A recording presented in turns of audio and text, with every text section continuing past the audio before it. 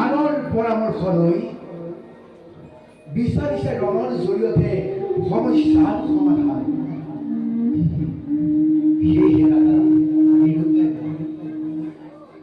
আপোনাৰ ৰক্তৰে হাত ভেঙা কৰি হোৱা দৃশ্য মই কদাপিও নোৱাৰো চাব অকৃষ্ণ। সেয়েহে ভাবিছো মই কিছুদিন আঁতৰি থাকিম মই দ্বাৰকা কিংবা হস্তিনাৰ পৰা। দাদা এতিয়াই যাত্ৰা কৰিম মই তীৰ্থ দৰ্শনাৰ্থ হেতু।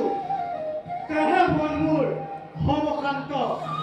অকৃষ্ণ তুমিয়ে উপভোগ কৰা কুৰুক্ষেত্ৰৰ, তুমিয়ে উপভোগ কৰা দৃশ্য কৰ্মৰাশি যুদ্ধ।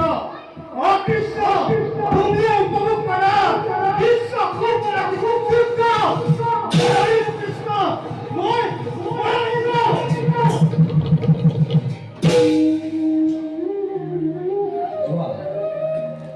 যোৱা দাদা, তোমাৰ মন নহয় আনৰ দৰে।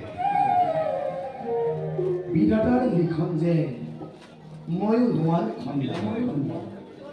দুৰ্যোধনৰ জৰিয়তে সমস্ত পাপী যা যাব কুৰুক্ষেত্ৰলৈ। যাওঁ মই খন্তে কৰোগে বিশ্বাস।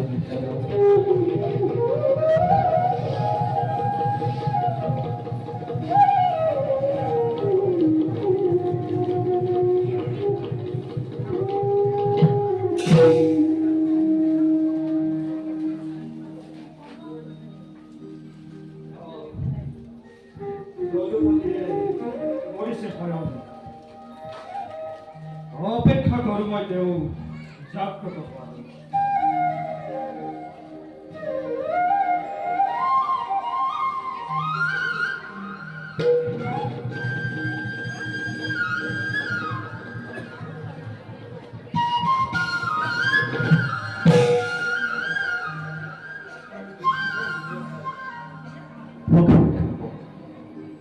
অক্ষয় কৰিছে চাওঁ তেওঁ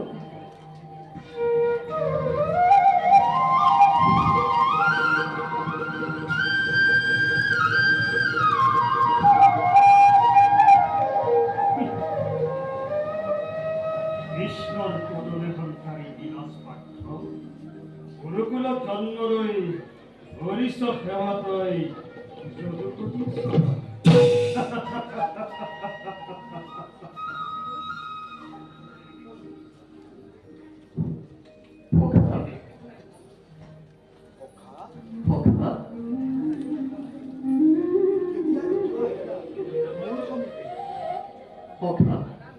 কুৰুক্ষেত্ৰ সমৰৰ হৈছে সেয়ে তোমাৰ আৰু নাৰায়ণ সেনাৰ সহায় বিচাৰি আহিলো মই তোমাৰ দ্ৰৌপদী পাৰ্থতকৈ পূৰ্বে মই আহিছিলো আপোনাৰ সমীপে।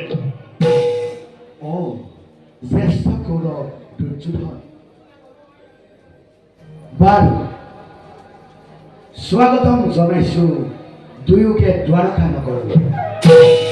আৰু জনাওক সংকল্প মোৰ কুৰুক্ষেত্ৰত মই নধৰো অস্ত্ৰ, মাত্ৰ সাৰথী ৰূপেহে কৰি পালন।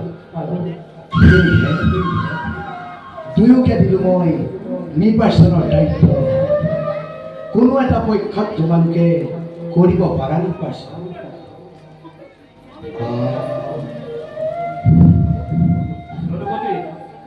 প্ৰথমে সাক্ষাৎ হোৱাৰ বাবে পাৰ্থকে মই দিলো নিৰ্বাচনৰ দায়িত্ব।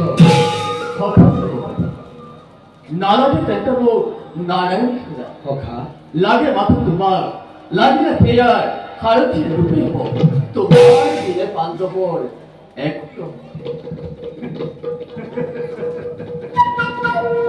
মূৰ্খ ধনঞ্জয়, প্ৰথমে নিৰ্বাচন কৰাৰ সুযোগ পাই তই নারায়ণী সেনা করিলে অপেক্ষা নির্বাচন করিলি তই নিরস্ত জনপতি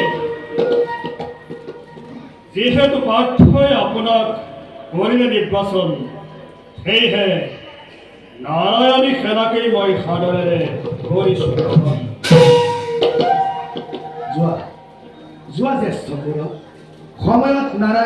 উপস্থিত হ'ব কৌৰৱ শিবিৰত।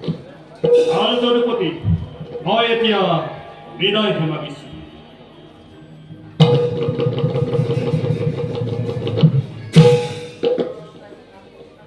সখা সখা ময়ো এতিয়া মাতিছোঁ নাই। যোৱা পাৰ্থ, সময়ত উপস্থিত হ'ম মই তোমাৰ সমীপে। ভাল সখা যাওঁ মই ৰণৰ বাবে হওঁকৈ প্ৰস্তুত।